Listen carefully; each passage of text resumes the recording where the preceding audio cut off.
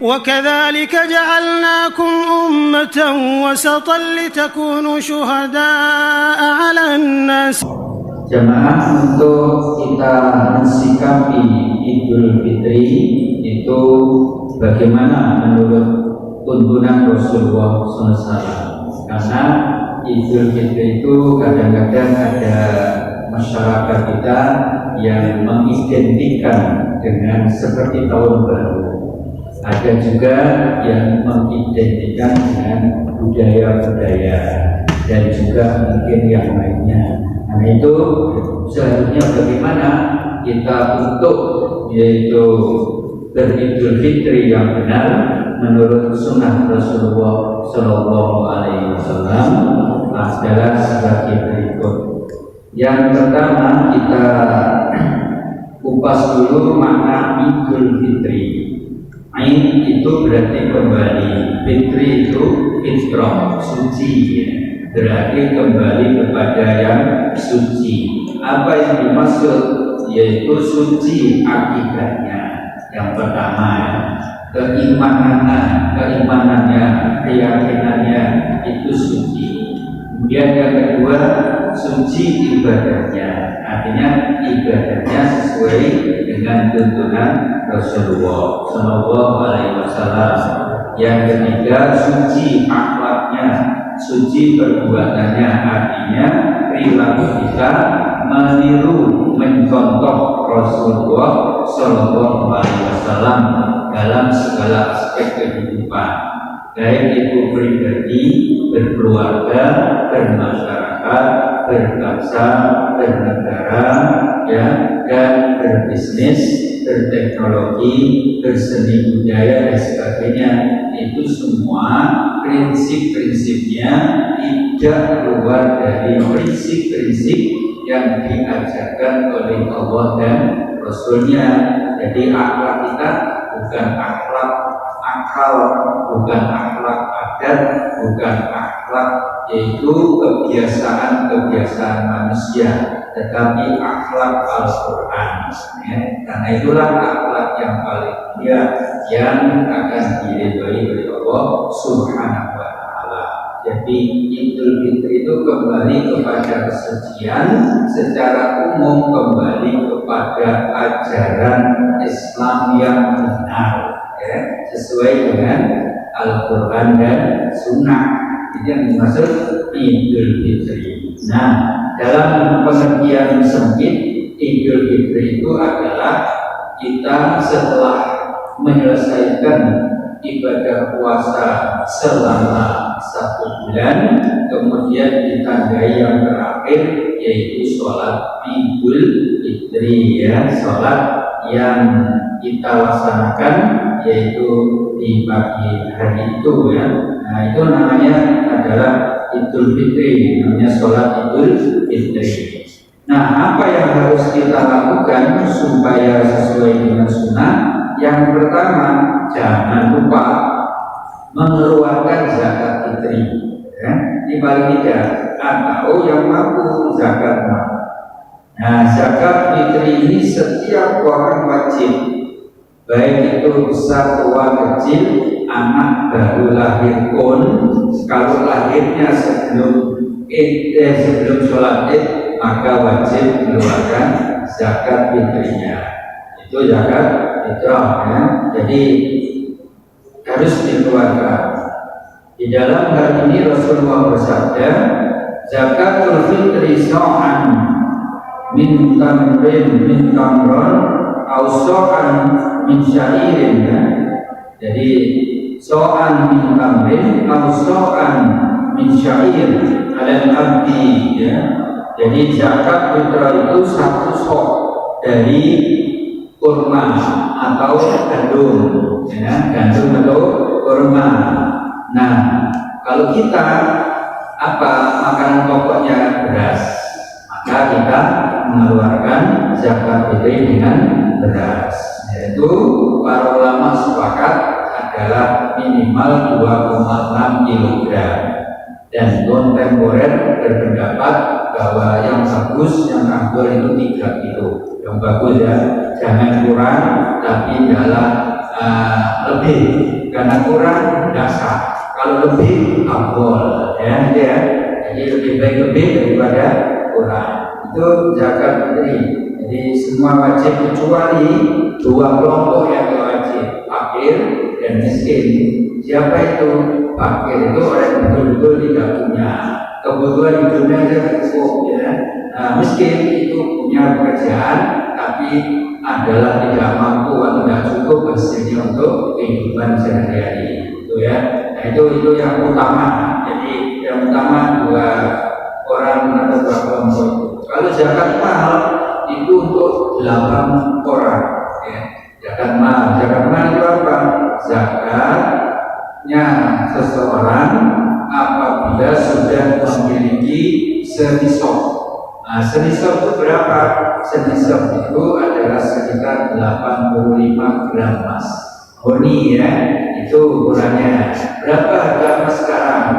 Sekitar 1.200.000. Kalikan aja 85. Kalau sekitar berapa? 90 jutaan, ya. Nah, kalau sudah punya uang simpanan tabungan deposito atau disimpan menyelesaikan kasur, bantal, ya, orang kita yang suka, ya, maka wajib mengeluarkan 2,5%-nya. Kalau sudah dikeluarkan, harganya jadi suci. Kalau tidak dikeluarkan, harganya tetap kotor, jiwanya juga kotor, berarti medit atau tidak mentaati perintah Allah, tidak bersyukur, dikira harta kok hanya dimakan sendiri, tidak dibagi-bagi. Padahal hanya 2,5%. Misalnya 100 juta yang dikeluarkan hanya 2,5 juta, ya. Sehingga yaitu 97,5. Itu insya Allah akan berkah, ya. Kalau zakat atau zakat fitri maupun mal. Kemudian yang kedua, para jemaah, zakat fitri itu mengeluarkannya adalah yang hari-hari menurut kebiasaan para khulafaur rasyidin, khususnya Umar bin Khattab, itu 2 hari sebelumnya. Nah, ini tinggal 2 malam, ya, dan malam ini dan besok. Maka itu bagus, ya, jangan sampai lewat. Sebab kalau lewat itu bukan zakat. Misalnya, ya, setelah sholat id lagi berarti itu sedekah, bukan zakat. Yang benar diserahkan sebelum sholat id, paling lambat sebelum sholat id. Nah, kalau pagi itu ribut panitia ngurusi sholat id, maka yang bagus malam besok terakhir, ya. Nah, itu yang bagus. Kemudian berikutnya yang kita lakukan adalah mencukupi kebutuhan fakir miskin. Ingat panitia, ya, jangan sampai ada jamaah yang tidak bisa makan tadi, lalu kemudian kita pada saat hari raya itu tidak memberi, sehingga mereka tidak bisa merasakan kegembiraan di Idul Fitri karena memikirkan makannya. Oleh karena itu berikanlah, ya, yaitu zakat fitri itu sebelum sholat id juga boleh, bagus, ya. Tapi kalau sesudahnya juga boleh, tapi yang bagus yaitu sebelum id juga. Kalau baginya, kalau menyerahkan yang zakat itu harus sebelum id, ya. Tapi yang panitia boleh ngatur, tapi yang terbaik sebelum id. Kemudian yang keempat adalah memakai pakaian yang terbaik. Jadi dengan sholat id nanti jangan milih pakaian seneleh, ya. Sing api, paling api yang dimiliki.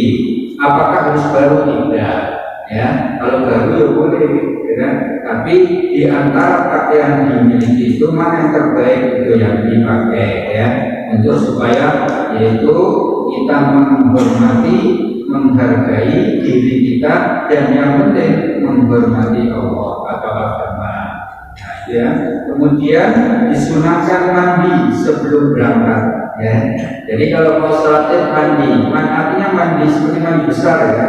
Seperti mandi besar, bukan mandi biasa.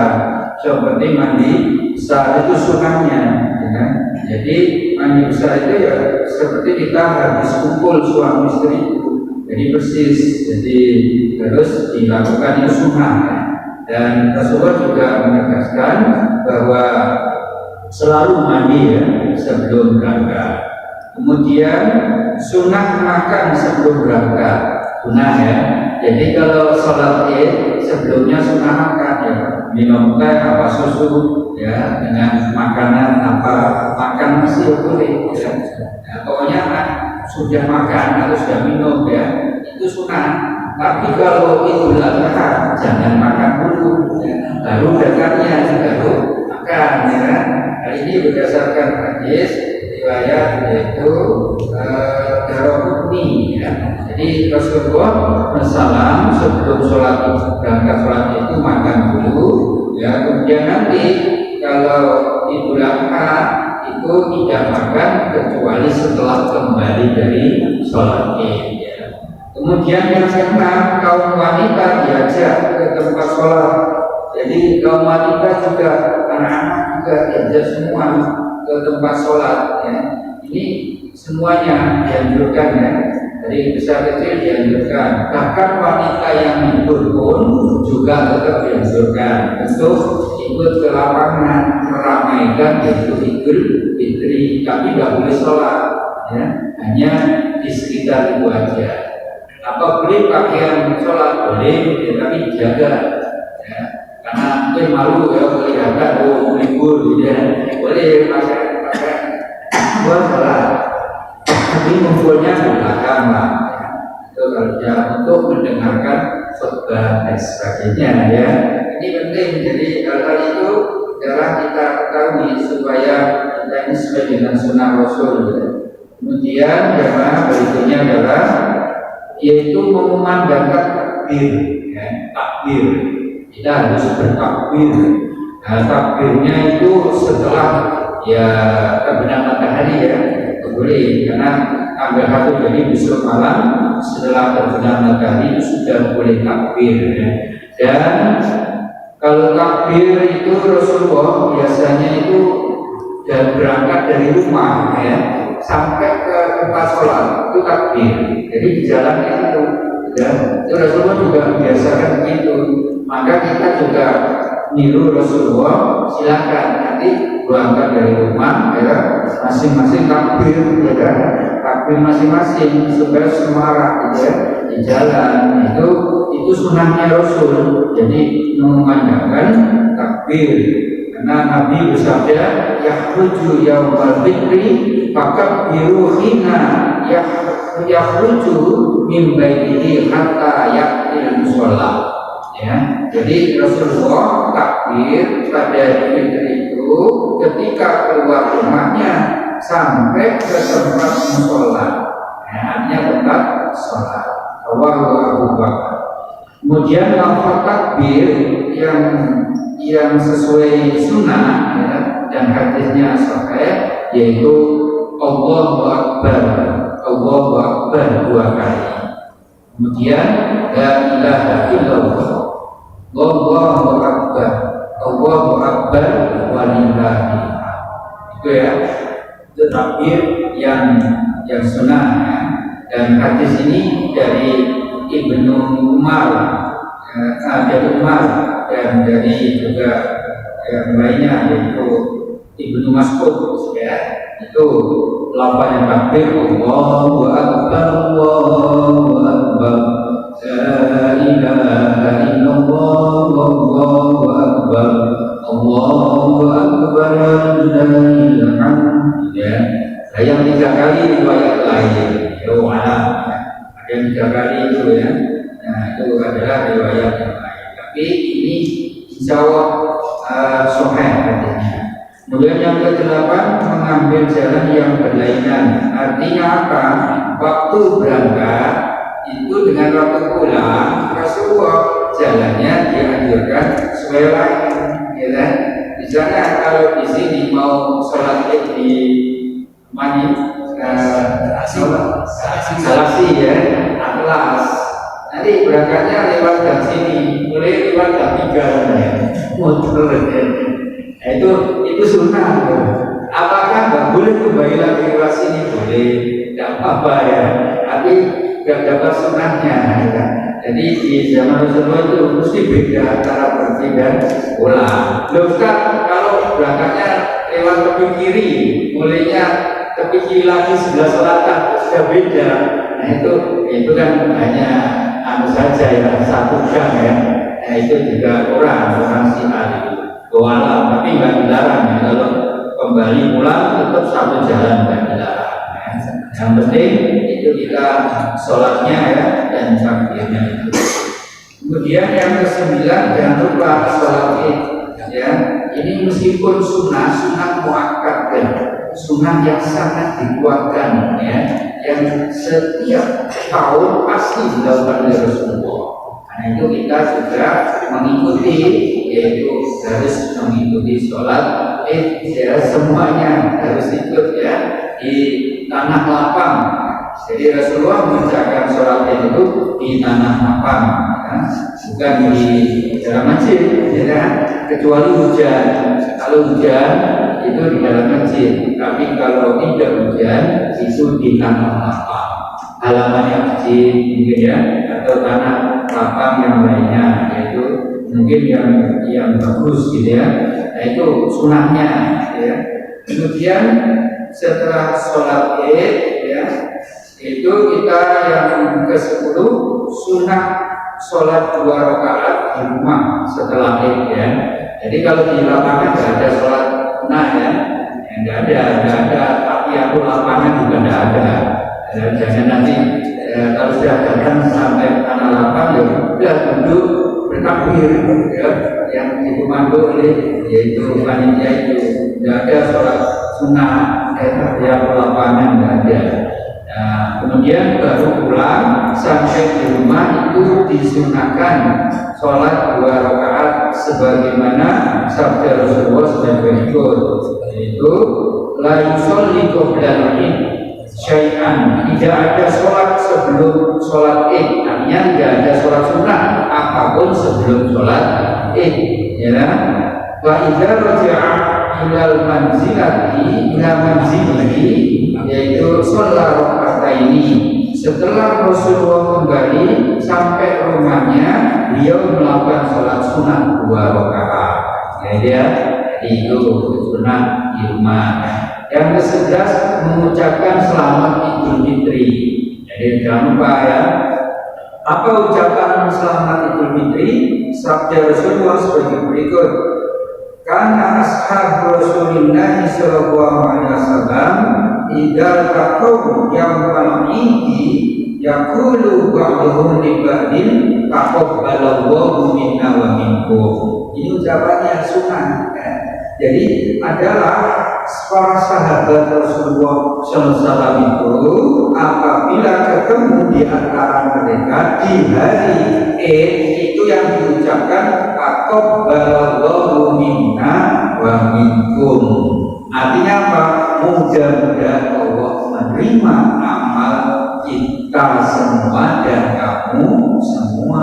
Amal apa ya? Ramadan gitu ya. Itu yang diucapkan. Ya, apa boleh mengucapkan yang lain? Ya boleh aja, tapi yang bagus ya ini ya. Misalnya yang mengucapkan ya nama izin wal faizin ditambahin ya, boleh aja.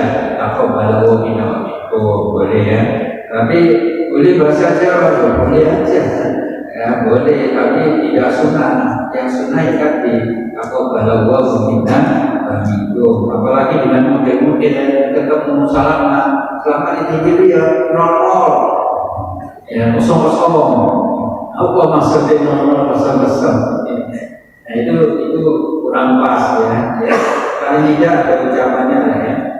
Kemudian yang terakhir yaitu nanti jangan lupa setelah Idul Fitri besoknya berpuasa 6 hari, namanya puasa Syawal, supaya kita mendapat pahala puasa selama 1 tahun. Ini yang dimaksud beridul fitri.